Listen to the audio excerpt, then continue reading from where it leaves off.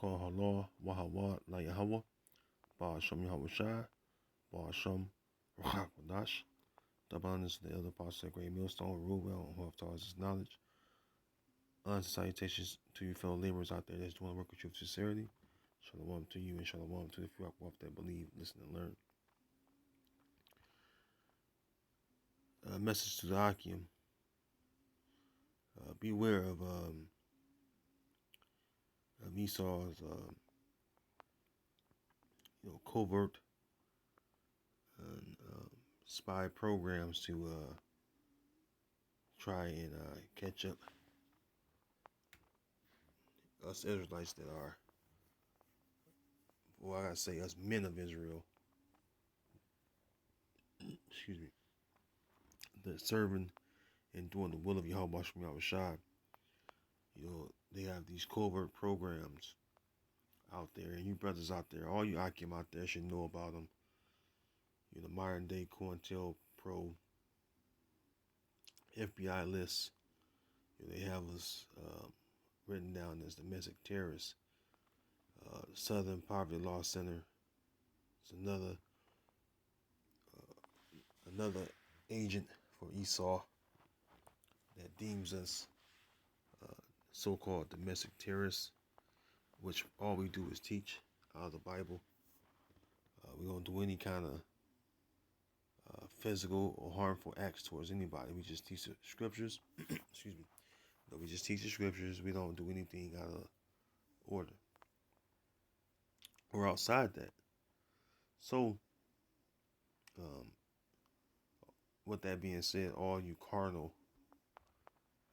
carnal-minded Israelites out there that's pushing that militant vibe out there, you're just carnal-minded, and you're doing things that are really against what the scriptures say, because the scriptures say that we're wrestling not against flesh and blood, but against spiritual wickedness in high places, principalities. And also the weapons of our warfare are not carnal. All right, so with that being said, let's get into this video from a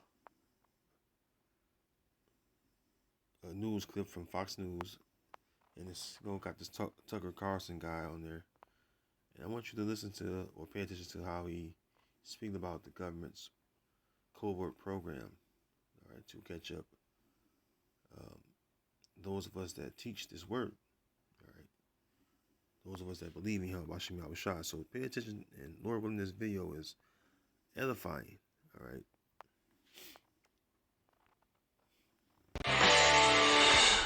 So the last time a party in Congress officially designated the other party a terrorist organization, we are in the middle of a civil war.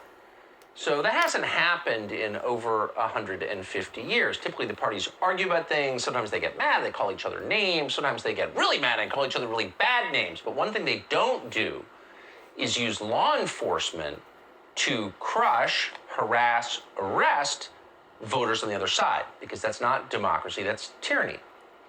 But we've just moved one step closer to tyranny. In fact, we may already be there, thanks to what the House is calling an anti-domestic terrorism bill, as if murder wasn't illegal already. It just passed the House, and it instructs the FBI to, quote, analyze and monitor domestic terrorist activity. So how are we defining that? Well, of course, we're not defining that.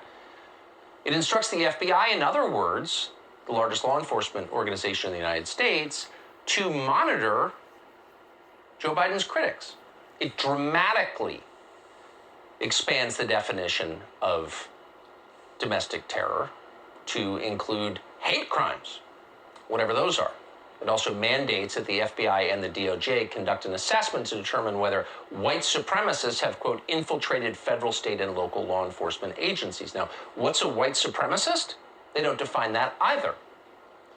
So if you're going to pass a law that empowers people with guns to make arrests, you probably should define your terms.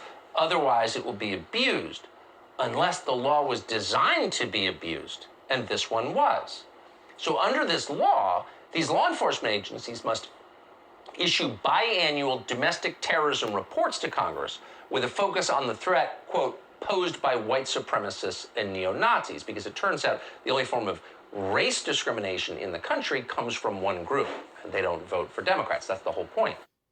And that's not true. And that last part he just said, when you look up the white supremacy, or you look up extremist groups, or potential domestic terrorist groups, there is a list of potential domestic terrorists. And though we're not identified as, the term that Esau calls us through his FBI organization, which he calls us Black Hebrew Israelites, which the so-called Blacks, Latinos, and Native Americans, we're all out there. All right, along with each other together. All the 12 tribes are represented on the highways and hedges when we're out teaching. But he calls us Black Hebrew Israelites, a term which I hate because it's a derogatory term. But the point is that this is what Esau is going to do to demonize us and to move in on us. Now, you must understand, Akim, what we're involved in. We're involved in something that's serious. We teach the words of Yahweh Shem Yahushai, and this word is a threat to Esau. You better believe it. Now, with that being said, let's go to the book of Psalms. All right, let's go from there to the book of Psalms, chapter 50 and 19. And it reads, Psalms 50 and 19, Thou givest thy mouth to evil, and thy tongue frameth deceit. And you better believe Esau's tongue framed nothing but deceit. All right. Verse 20, Thou sittest and speakest against thy brother. Thou slanderest thine own mother's son. And it's going back to Jacob and Esau. Remember, our forefather Isaac loved Esau and ate of his venison. But Rebekah, which was their mother, she loved Jacob. And who Esau slanders, all right, all the time, or every time he get a chance to, he slandered Jacob, the children of Jacob, which is a clear indication that Esau hates you, all right, because you're not doing anything wrong or physical to harm anyone. The simple fact that you're teaching the words out of this book, all right, which is called the 1611 King James Version Bible, is a threat to him, all right, clear threat to him, because he wouldn't describe you as such if it wasn't a threat. How can we be a threat to him when we just teaching what the Bible truly says? All right, so let's go from there to the book of Revelation, chapter 12 and 10. It says, And I heard a loud voice saying to heaven, Now has come salvation and strength and the kingdom of our power and the power of his anointed. For the accuser of our brethren is cast down, which accused them before our power day and night. And that's Esau, man. All right, Esau is the one that accused us before the Most High. All right, day and night. Because why? He wants the Most High to choose him. He wants the Most High to give him that birthright back, which he sold unto our forefather Jacob. He'll never be able to get it back. So he do whatever he can to try and cause Israel to go off, so that he'll, in hopes of him being accepted by the Heavenly Father, which we know that he was rejected. All right, Hebrews 12 and verse 16. All right, Hebrews chapter 12, verse 16. It tells you that Esau was rejected, but yet still he tries to force. He tried to force the Most High's hand, in accepting him, and he's continuously rejected. All right, so let's go from there. I'm gonna go from there to the book of Psalms, chapter 62 and 4. It says, They only consult to cast him down, from his excellency. They delight in lies. They bless with their mouth, but they curse inwardly. And that's Esau, man. See, we're speaking upright by teaching the Bible and the truth. But, Esau, he demonizes, all right? When he have his little council meetings, he's always demonizing us, right? And that's the reason why he's accusing us, because he'll put things in front of Jake to indulge in that's gonna cause Jake to go off. But yet he's the one that set up this, obstacle or stumbling block to catch up Israelites, and yet he wanna complain to the Most High about what Jake is doing. And ultimately, the Most High is not going to accept you, man.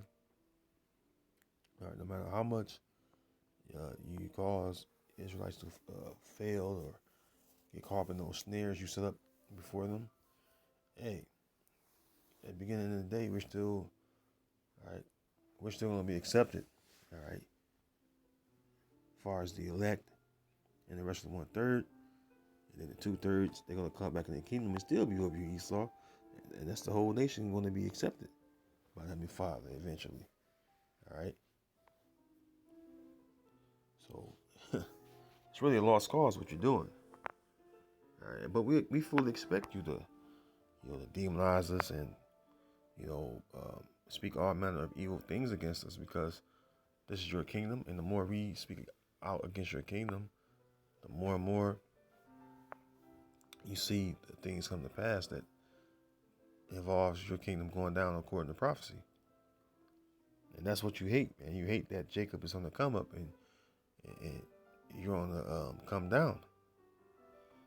You're on a downfall, and Jacob is on the come up, which we're standing upon our feet. That's why it says, "Then shall the righteous man stand in great boldness,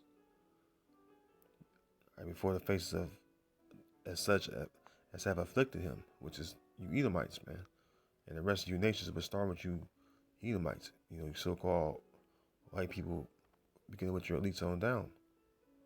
All right.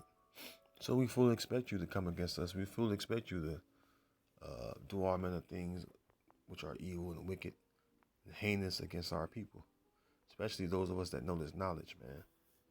We fully expect this from you, Esau. You're not doing anything that's unexpected. You may think you are, but you're not. This is Matthew chapter 24 and verse 9. And this is the words of Yahweh Shai, right? That's why it's written in red. All right. It says, Matthew 24 and 9. Then shall they deliver you up to be afflicted, and shall kill you. And ye shall be hated of all nations for my name's sake.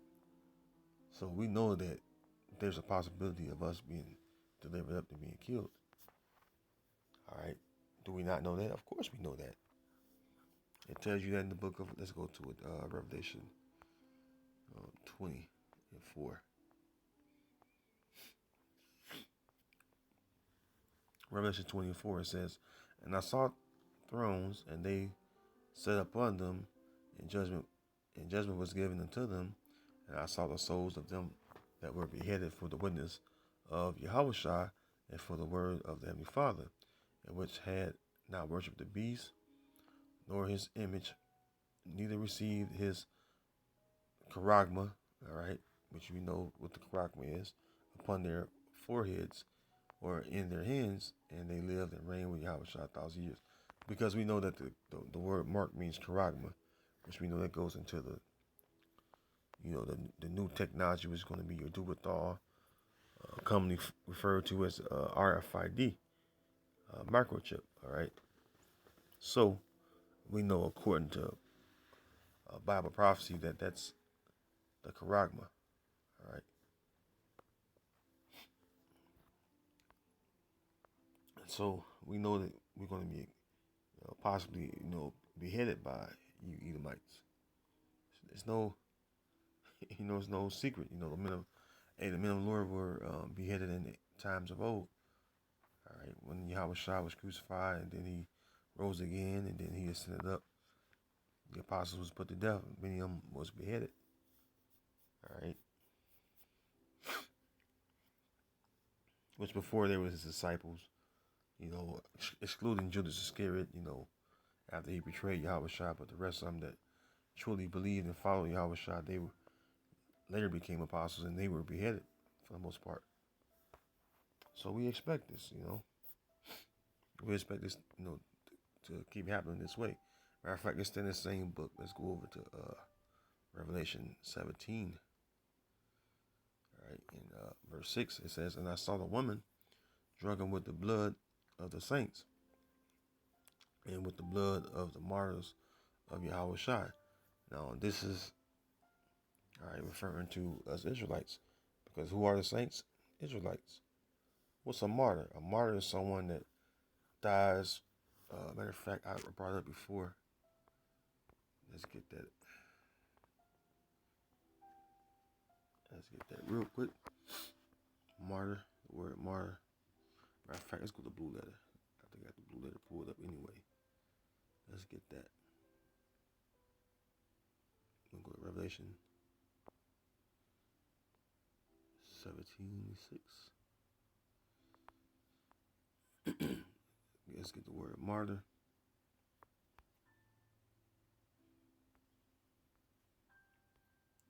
Pass it up. Okay, good. There we go.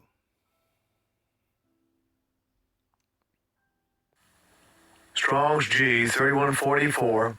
Martus. Martus. It says a witness in a legal sense, in an historical sense, one who is a spectator of anything, contest. In an ethical sense, those who, after his example, have proved the strength and genuineness of their faith in Yahweh Shai by undergoing a violent death. So this is something that we're faced with. We may be put to death because, we believe and trust in Yahweh Shai. All right. So we may be killed in a line of fire, beheaded, which, beheaded would be a quick, painful death.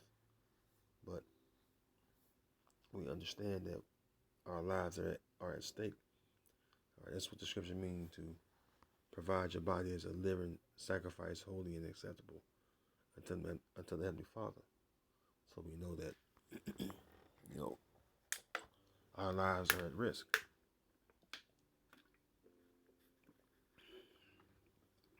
But what did Yahweh Shah say? He said, "Whosoever shall lose his life for his name's sake shall find it." So that's a good thing, if we lose our life for the Lord. So be it. We're not doing anything wrong. We're not doing anything against Esau. Physically, we know that he's going to still demonize us and try to come up with the most outrageous accusation to slander us and accuse us to, ultimately come out and pursue us. So this is the book of Ecclesiastes, chapter 2, and begin the verse 1. It says, "My son, if thou come to serve the Lord, prepare thy soul for temptation." Because that's what's all around you. All right, temptation. Everything you turn and look at is something that's going to tempt you and cause you to pretty much have to, walk with prudence. If you don't walk with prudence, you're going to fail. What's the word? Prudence goes into going about to do things pretty much with wisdom, or to act with wisdom. Sorry. So to act with wisdom, and that's the way you want to move. All right, you're going to move with wisdom, act with wisdom. All right, because pretty much, if you move or act upon ignorance or foolishness, that can lead into your destruction. But we are believers of Yahweh Shem Shai, so the Most High have made us of quick understanding to understand the full spectrum of the whole matter. All right, so let's go to the book of 2 Timothy. All right, so what's 2 Timothy? Chapter 2, verse 3. All right, remember, this is a thing of endurance. You have to endure these temptations that's going to come upon you. Because temptations will come. All right, death will approach you. All right, Scripture say whether man like it or not, life and death is going to be given him. So you got to understand that. All right, that's in the Apocrypha, in the book of Ecclesiasticus. All right, 2 Timothy chapter 2, verse 3, it says, Thou therefore endure hardness as a good soldier of Yahweh Shai Mashiach. Right? Because this is who we are. All right, soldiers of Yahweh Shai. Let's go to soldiers on the blue letter. Let's see. Let's pull it up real quick. We're going to get soldiers. See what the word soldier means on the blue letter.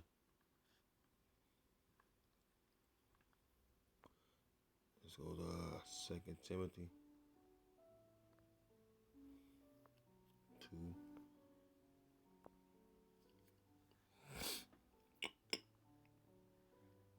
All right, the word endure. It says endure G2553. Strong's G2553. Kakapatheo. Kakapatheo. It says to suffer, endure evils, hardships, troubles, to be afflicted. So you got to endure these afflictions. You got to endure these evils and hardships. Because you got to remember, the scriptures say, well, Yahweh Shai said a servant is not greater than his master.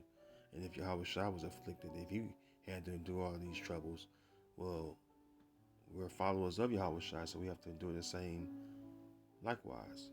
All right. And, evil, hardships, troubles, all right, affliction. All right, all the evil is going to be around you. It's going to be all hell out here. There's only a few of us that have a righteous mind because of Yahweh Shem Shai have blessed us to have this knowledge. So most of our people out here are not going to think about the same things we think about in our day of affliction. See, we're going to understand when the affliction come, why it's come and why it's so. All right? And we're not going to panic, which is a good thing. We're going to have the knowledge and wisdom to keep us stable when Esau move in on us. All right. Let's go from there to the book of Psalms. It's lucky for the background noise. The book of Psalms, chapter 34, verse 19, it says, Many are the afflictions of the righteous, but the Lord delivered him out of all of them. Sorry, let's read it again. Many are the afflictions of the righteous, but the Lord delivered him out of them all. So the Lord is going to deliver us out of all our, afflictions and perilous times that we're going to experience. Whether it's by being beheaded, whether it's being a martyr. If you're beamed up on the chariot, hey, so what? You have to be put to death. You was beamed up on the chariot. You was a part of the elect. So what does that matter? If you're put to death for this truth, for being a witness of Yahweh Shem Shai. So what? You really won in the end, for us Israelites at least.